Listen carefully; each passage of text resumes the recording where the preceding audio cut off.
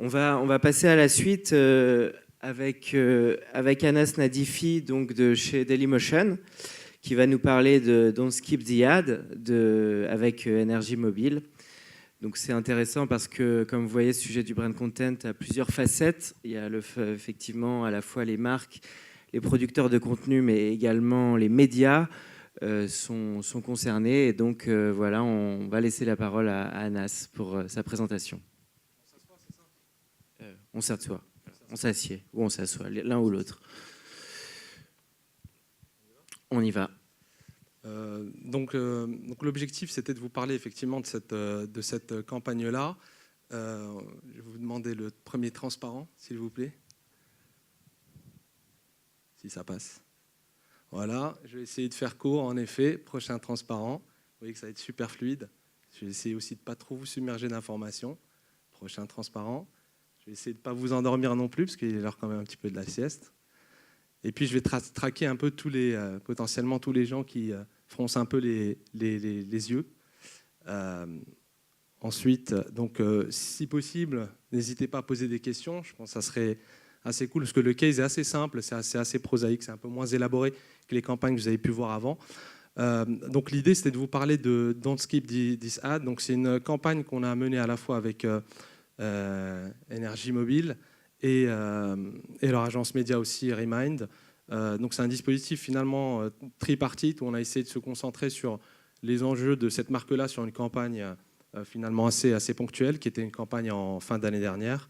Donc une campagne sur les 2 dernières semaines de décembre, où l'objectif était de communiquer sur un service mobile qui était notamment de la 4G sans limite de data. Et on était dans un contexte où il fallait toucher une cible qui était plutôt une cible de 20-35 ans, qui est assez férue de contenu, on va dire, entertainment. Et donc, du coup, aussi une cible qui est assez zappeuse, donc une cible qui va très, très vite, qui consomme aussi beaucoup de vidéos, parce que c'est vraiment une consommation assez puissante et qui demande aussi pas mal de ressources en data. Donc, du coup, on s'est basé sur cette idée d'ignorer l'annonce, parce que très souvent, quand ils vont sur les plateformes publicitaires, ils vont passer la publicité, ils vont essayer de skipper. Donc on a exploité un ressort assez éculé, donc qui a été exploité plusieurs fois. On a essayé d'innover en fait dedans en proposant de pas arriver finalement à skipper cette publicité, de créer un petit peu de proximité entre la marque et les internautes. Donc ça, c'était les 2 slides d'après, qui étaient effectivement la genèse et les enjeux. Et vous pouvez envoyer tout de suite la vidéo pour que vous puissiez apprécier le cas.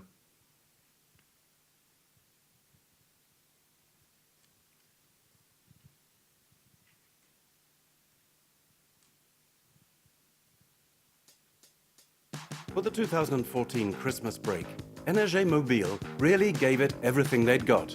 An unlimited 4G offer and smartphone at a record price. It would have been a shame to miss out. But there was a problem. Brands over-communicate during the Christmas period, so it's even harder to get the attention of internet users. What's more, everyone's got into the habit of clicking the skip the ad button. The solution? Convince users to stay a little longer. Energy Mobile and Dailymotion Advertising present Don't Skip the Ad. The concept? Entrust the traditional billboard to an irresistibly witty personality, Nawel Madani, and create a unique double skip action. When a user wants to skip the ad, he or she has to click on the sign that Nawel's holding. She reacts straight away and does her best to keep the user watching longer. If the user insists by clicking again, Nawel goes away after trying one last time to hold their attention.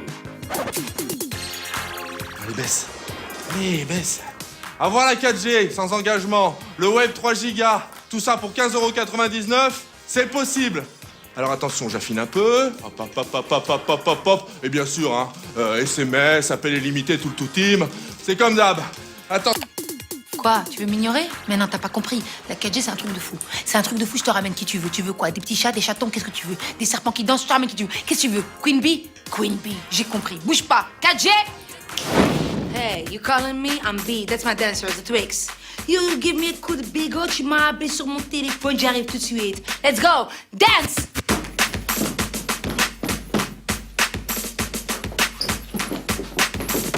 Il a recliqué. You want to leave me? Va-t'en, je te retiens pas.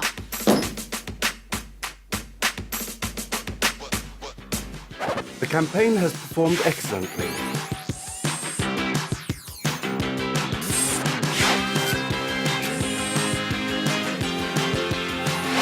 And received extensive press coverage in the trade media.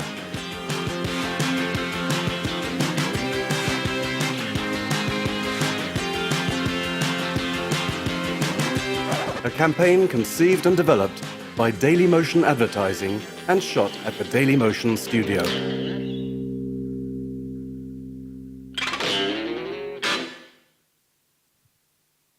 Donc, comme vous pouvez le voir, c'est une campagne assez simple, assez percutante. Il y avait 4 films avec effectivement cette notion d'interactivité.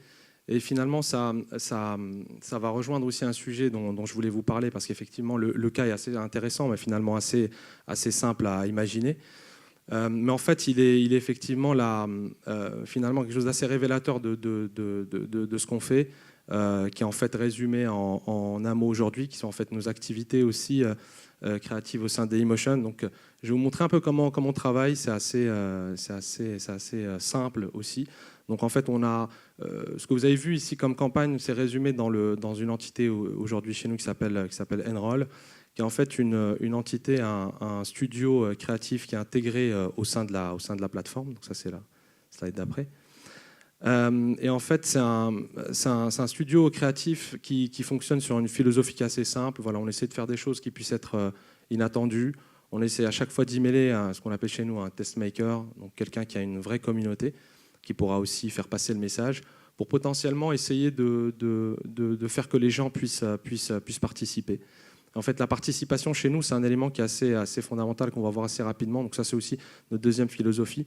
Dans une plateforme vidéo comme Dailymotion, la participation, elle commence bien évidemment par le fait de ce qu'on appelle le click-to-play, pour essayer déjà de regarder la vidéo. Donc on est déjà dans un engagement. Ensuite, ces vidéos-là sont souvent ratées, elles sont aimées ou pas, sont ensuite commentées, elles sont sharées.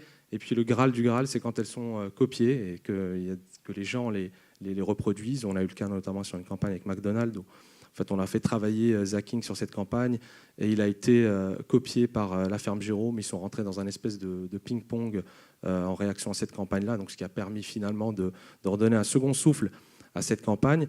Et derrière, on se base sur 3 piliers qui sont assez simples, qui sont les idées, les talents et les technologies, parce qu'on est aussi une plateforme technologique.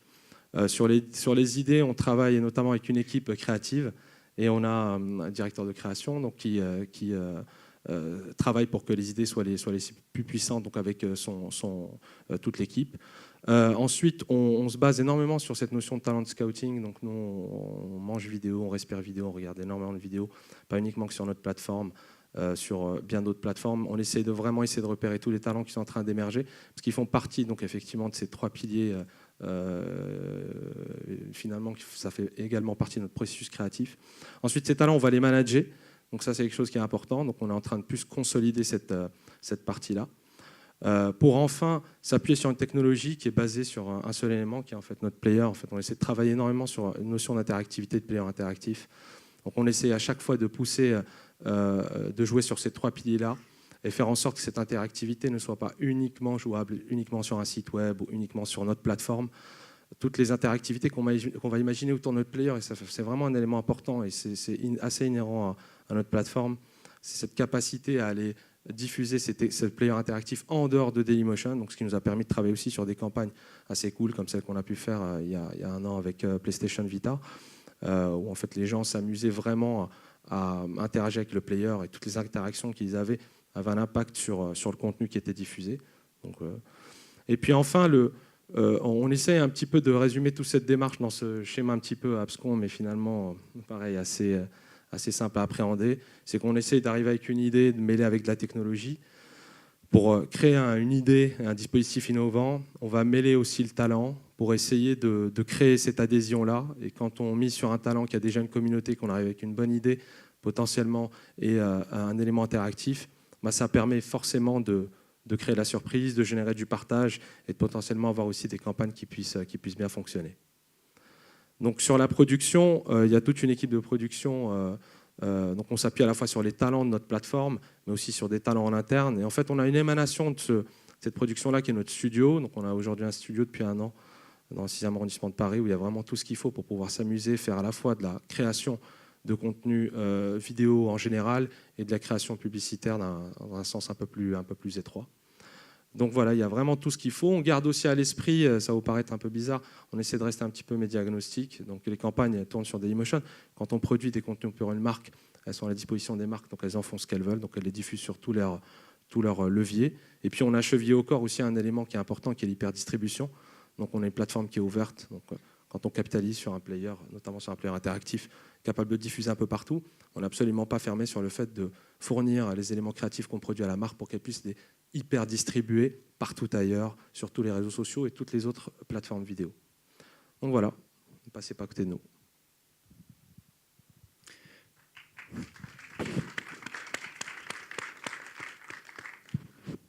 Merci Anas. Est-ce qu'il y a des questions dans la salle ?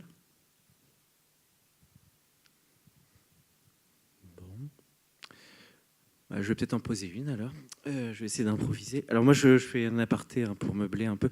Moi, je connais bien Anas parce que ça fait plusieurs années qu'on se rencontre et je dois dire que c'est quelqu'un de très tenace, très créatif et qui apporte vraiment un œil de contenu qui est, je pense, assez précieux aussi à l'intérieur d'un média. Donc je pense que c'est ce qui est assez nouveau aussi dans ce studio, que d'ailleurs il m'avait fait visiter en plein Paris, c'est de pouvoir allier l'efficacité d'une audience et d'un sujet qui va toucher le maximum de public à une créativité en amont.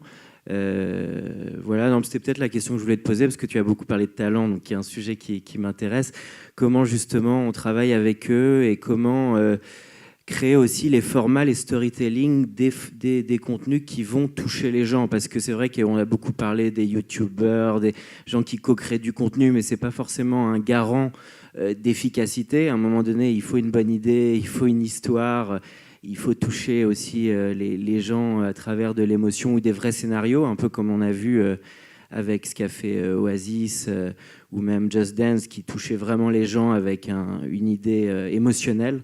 Donc voilà, je voulais te laisser parler de ça, de ce sujet. Comment on fait cette partie, en fait ?